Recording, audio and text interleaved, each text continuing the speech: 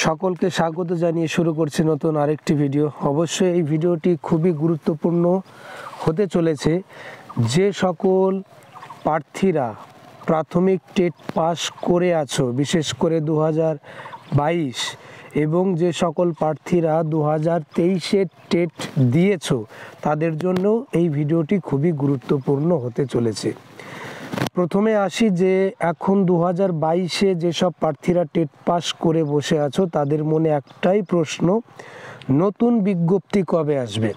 তো প্রথমেই বলি যে নিয়োগ এখন চলছে 2022-এর, সেটা কিন্তু গতকালকেই বা তার আগের দিন সম্ভবত স্টেট কাউন্সেলিং হবার কিন্তু নোটিশ প্রকাশ করেছে, যার ফলে যে বাদবাকি যে কাউন্সেলিং যেটা হতে বাকি ছিল সেটা কিন্তু এবার শুরু হবে ডিপিএসসিতে।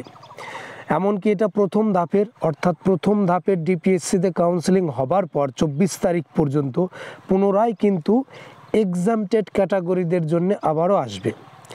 তো এই দিক থেকে স্টেট কাউন্সেলিং চলতে থাকবে এবং তারপরে আমরা সকলেই অবগত আছি যে 20-22 যে ডিএলএড যে কেস, সেটা কিন্তু এখনও পেন্ডিং রয়েছে এবং 20-22 কেস মানেই কিন্তু 22-এর নিয়োগকে কেন্দ্র করে হয়েছিল, অর্থাৎ 11,765। তার উপরে কিন্তু এখনও পর্যন্ত একটা চলমান কেস রয়েছে।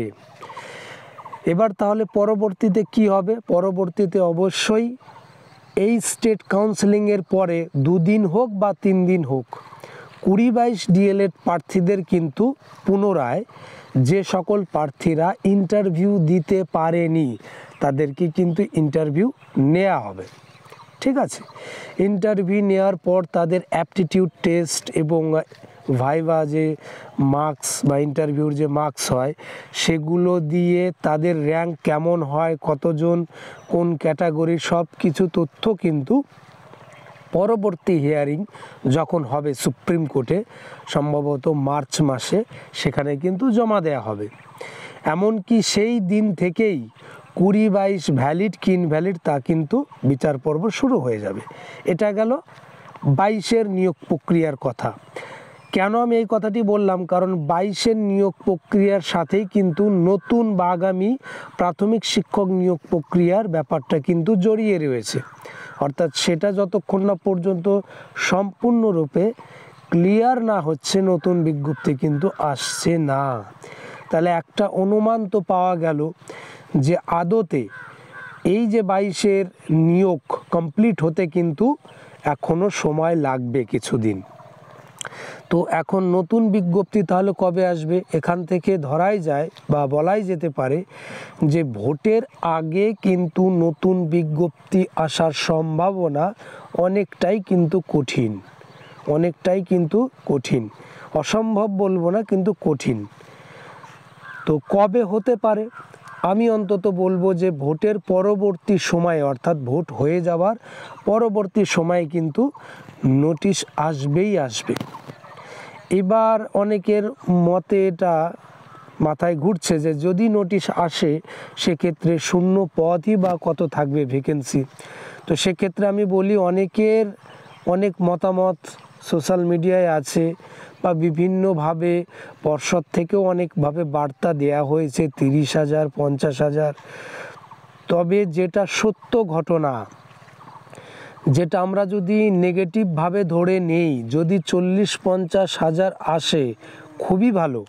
আমি বলবো যে প্রাথমিকে ভ্যাকেন্সি কিন্তু অনেক রয়েছে, কিন্তু ভ্যাকেন্সি তো সবসময় দেয় না, সবসময় অনুমোদন তা কিন্তু দেয় না।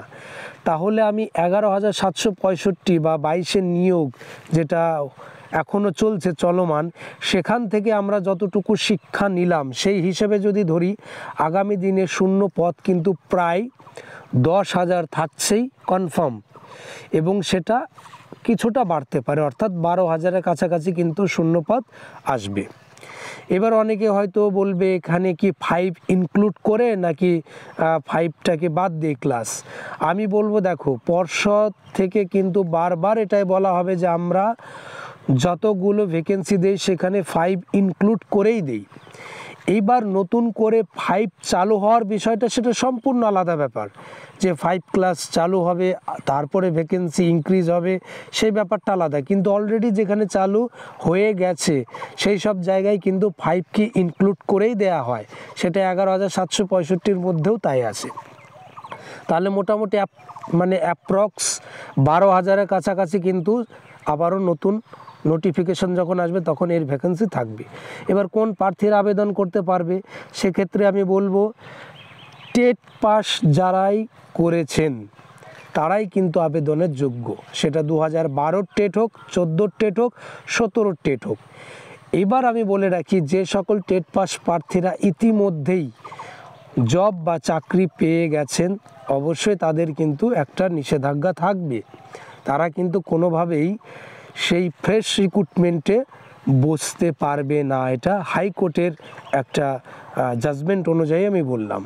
অর্থাৎ যারা 14-17 যে সকল প্রার্থী বা 2012 যারাই পেয়ে গেছে ওনারা কিন্তু আর আসবে না, ঠিক আছে। তাহলে শুধুমাত্র পড়ে রইল হিসেবে যদি দেখা যায়, কিছু হয়তো 17 পড়ে থাকতে পারে সামান্য কিছু, আর 14 থেকে কিছু হয়তো প্রার্থী পাওয়া যেতে পারে। এবার আসি যে ম্যাটের মামলা কিন্তু এখন বহু দূরে, সেটা আদৌ নাম্বার দেয়া হবে কি হবে না সেটা পরের ব্যাপার, সেটা অনেক দূরে রয়েছে, তার আগেই নোটিফিকেশন চলে আসবে। আর ম্যাট সুপ্রিম কোর্টে থাকা মানে ওটা মিটতে অনেকটাই সময় লাগবে, সুতরাং ম্যাটের ব্যাপারটা আমি ছেড়ে দিলাম। সামান্য কিছু 2017-র প্রার্থী এবং 14-র কিছু প্রার্থী কিন্তু আগামী দিনে ইন্টারভিউতে অংশগ্রহণ করবে, আর বিশেষ করে 2022-এর সকল টেট পাস প্রার্থীরা যারা ডিএলএড। এবার আসি যে তাহলে 23-এর টেট যেটা মাঝখানে নেওয়া হলো তাদের কি হবে। দেখো, আমার ব্যক্তিগত মতামত আমি বলবো যে যেহেতু ভোটের পরে যদি নোটিফিকেশন আসে সেক্ষেত্রে কিন্তু 23 টেট পাস প্রার্থীরা যারা পাস করবে একদম ফ্রেশভাবে নতুনভাবে তারাও কিন্তু চান্স পেতে চলেছে। হ্যাঁ, এটাই কিন্তু মোটামুটি অনুমানে তাই কিন্তু করা হচ্ছে, আমার যেটা অনুমান তাই কিন্তু বলছে। অর্থাৎ 23-এর টেট যারা বসবে অনেকেই মানে 22-এর টেট পাস প্রার্থীরা হয়তো ডিমোটিভেট হয়ে যাচ্ছে যে তাহলে তো অনেক ক্যান্ডিডেট, কিন্তু না, 23-এর টেট থেকে কিন্তু গুটি কয়েক প্রার্থীরাই পাস করতে পারবে ফ্রেশভাবে। যদিও এই পাসের সংখ্যা প্রায় 10 থেকে 12 হাজারের কাছাকাছি হতে পারে, 7 থেকে 10-12 হাজারের মধ্যে হতে পারে, কিন্তু সেখানে যারা অলরেডি 17-র টেট পাস, 14-র টেট পাস বা 22-এর টেট পাস যারাই করেছে তারাই কিন্তু পুনরায় আবার অনেকেই পাস করবে। সুতরাং ফ্রেশভাবে পাসের সংখ্যা কিন্তু বড় জোরে 3,000 থেকে 4,000 হতে পারে, এর বেশি হবে না। তো তারা আসলে যে খুব কম্পিটিশন বেড়ে যাবে তা কিন্তু নয়। এবার আসি তাহলে 23-এর টেটের রেজাল্টই বা কবে দেবে। আমি বলবো যে 22-এর যে নিয়োগ প্রক্রিয়া হচ্ছে, 20-22-এর যে কেস, সেটা মিটতে না মিটতেই কিন্তু ধাপে ধাপে আনসার কি বলো বা আনসার কি চ্যালেঞ্জ বলো টুকিটাকি কাজ কিন্তু আরম্ভ করে দেবে। কারণ পর্ষদ কিন্তু মনে মনে স্থির করেই নিয়েছে যে ভোটের আগে পর্যন্ত চলতি নিয়োগটা দেখবে এবং ভোট মেটার পরবর্তী সময়ে গিয়ে নতুন আরেকটি নিয়োগ শুরু করবে, এটাই কিন্তু স্বাভাবিক। এবার আসি যে 24-এর টেট, সেটাও কিন্তু হচ্ছে ডিসেম্বর মাসেই, অর্থাৎ 24-এর টেটের প্রার্থীদের সাথে কোনো যোগাযোগ থাকবে না পরবর্তী রিক্রুটমেন্ট যখন আসবে। অর্থাৎ আমি যদি খুব বেশি সময় ধরি সেই সেপ্টেম্বর, এবং তার আগে যদি ধরি জুন জুলাই বা আগস্ট মাসের মধ্যে নতুন নোটিফিকেশান আসবেই আসবে। সেখানে 23-এর টেট এবং 22-এর টেট সকলেই অংশগ্রহণ করতে পারবে এবং খুব অল্প পরিমাণে 14 এবং 17 টেট পাসেরা কিছু অংশগ্রহণ করবে।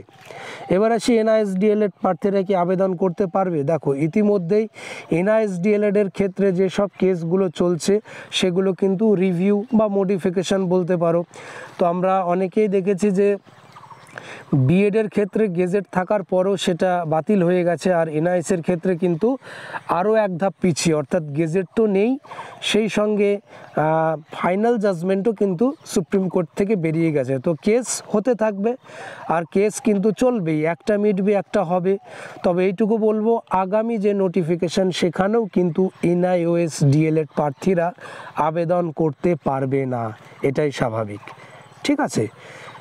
আর বিএড প্রার্থীরা তো ইতিমধ্যে বাদ চলেই গেছে, তো এই নিয়ে ঘাবড়ানোর কোনো ব্যাপার নেই। এবার অনেকে হয়তো ভাবছে যে শূন্যপদ যদি 10 থেকে 12,000 দেয় তাতে তো অনেক হিউজ কম্পিটিশন হবে। আমি বলবো না, কারণ যে কাট অফ এবার হয়েছে 11,765 কাট অফ কিন্তু সেই রকমই থাকবে।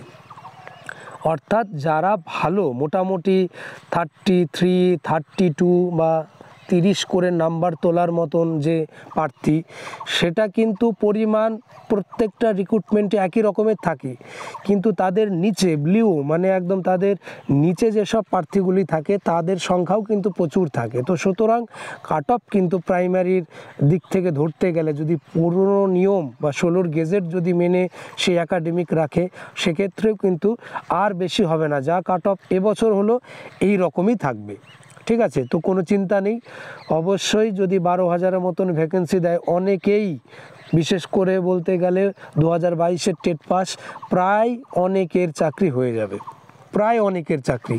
হয়তো বেশ কিছু প্রার্থী যাদের একাডেমিক খুবই কম, 20-21, ঠিক আছে, তাদের ক্ষেত্রে হয়তো একটু অসুবিধা হতে পারে। তাছাড়া কিন্তু সকলেই যাদের 24-25 করে একাডেমিক রয়েছে তারা কিন্তু যতটাই ভ্যাকেন্সি দেখ না কিন্তু জব কিন্তু তাদের সুনিশ্চিত হবেই হবে। এইটুকু বলে এই ভিডিওটি শেষ করছি। যদি কোনো জানার থাকে কোনো কিছু অবশ্যই কমেন্ট করো, আমি তার উত্তর দিয়ে দেবো।